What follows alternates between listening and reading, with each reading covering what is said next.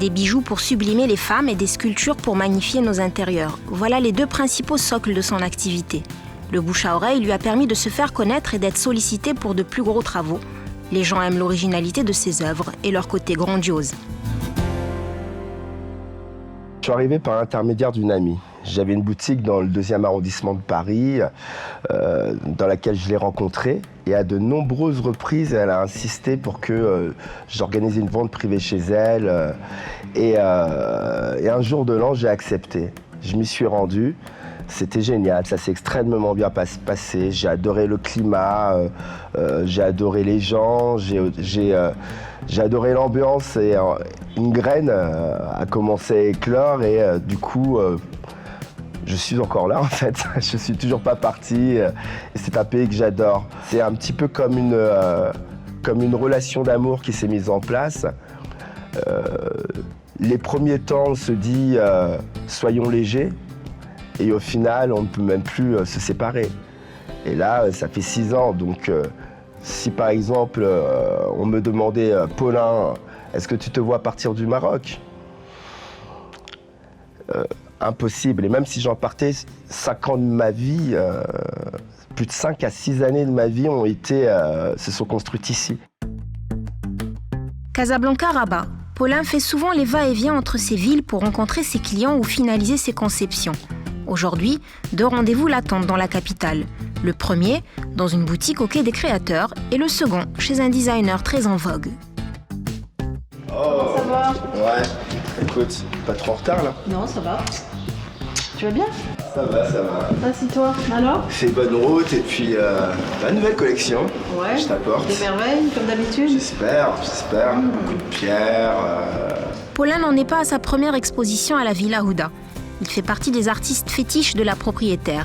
De nombreuses ventes privées ont pris place entre ses murs et notre créateur n'a presque jamais manqué à l'appel.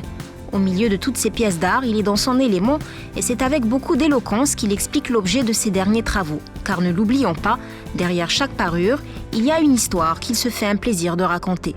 J'ai ramené environ une vingtaine de bijoux que je crée moi-même à la main. Ils sont constitués de cuivre que je fais plaquer or, blanc, jaune ou rose selon les envies. Et là, je les ai apportés afin d'organiser une vente privée qui aura lieu ce week-end, en fin de semaine. C'est le moment d'agencer ses bijoux, mais avant de s'y mettre, Paulin fait d'abord le tour du magasin. Il s'intéresse énormément à l'artisanat.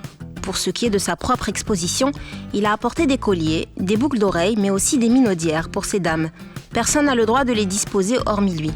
C'est à ce niveau que commence la mise en valeur du travail et on n'est jamais mieux servi que par soi-même.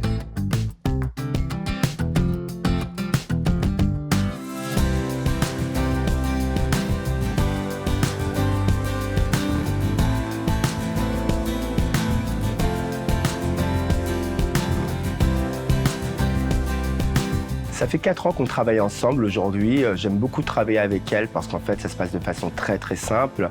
On est quasiment autant amis que partenaires.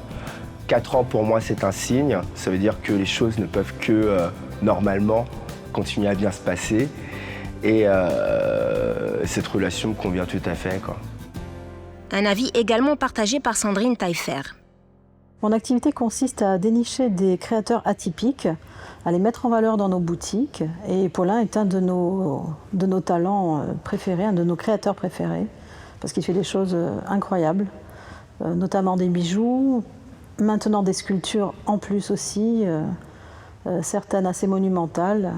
Et on est très fiers de l'avoir dans notre équipe. Par hasard, en surfant sur Internet, j'ai découvert une bague somptueuse.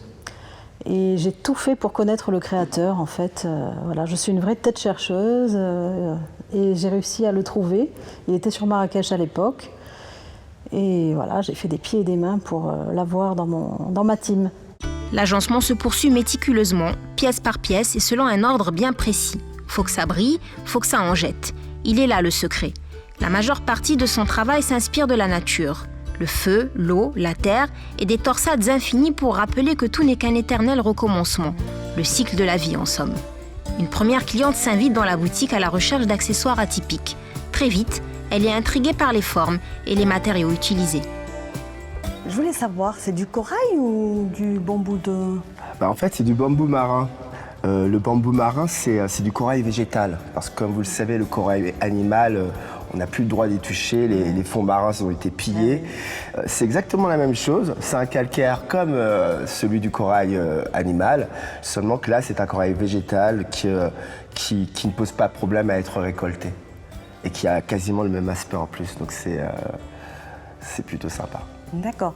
Et là, c'est du cuivre recouvert de plaqué or, c'est ça? En fait, oui, c'est du cuivre qui est plaqué or par électrolyse, comme n'importe quel type de plaquage. Celui-ci est plaqué or jaune. Je peux également le faire plaqué or rose ou plaqué or blanc, selon les goûts.